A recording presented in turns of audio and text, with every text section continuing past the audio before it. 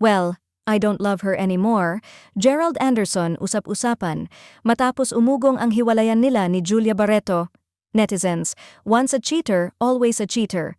Matapos ang ilang buwang pananahimik at mga espekulasyon, biglang umingay muli ang pangalan ni Gerald Anderson matapos ang umano'y kumpirmasyon ng hiwalayan nila ng longtime girlfriend na si Julia Barreto. Ang mas nakakagulat? Ayon sa isang source na malapit sa kampo ni Gerald, nasabi raw nito ang mga salitang, "Well, I don't love her anymore." Hindi man direktang kinumpirma ng aktor, nagsimula ng bumaha ng mga reaksyon sa social media at karamihan ay hindi pabor sa kanya. Mga kritisismo at komento ng mga netizens. Once a cheater, always a cheater.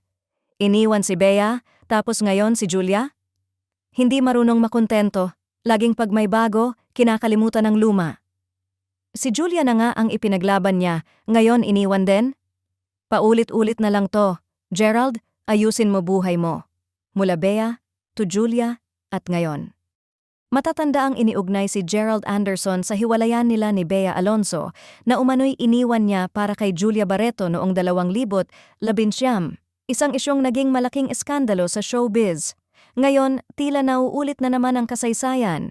Ayon sa ilang fans, tila karma raw ang nangyari kay Julia.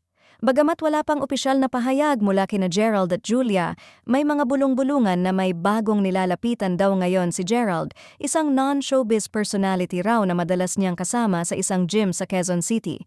Samantala, may mga fans pa rin na umaasa na maayos pa ang relasyon ng dalawa, ngunit karamihan ay naniniwalang pattern na ang pagiging hindi seryoso umano ni Gerald sa mga relasyon.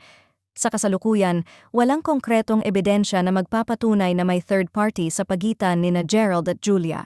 Ang mga espekulasyon ay nag-ugat lamang sa mga obserbasyon ng netizens sa social media activities ng dalawa.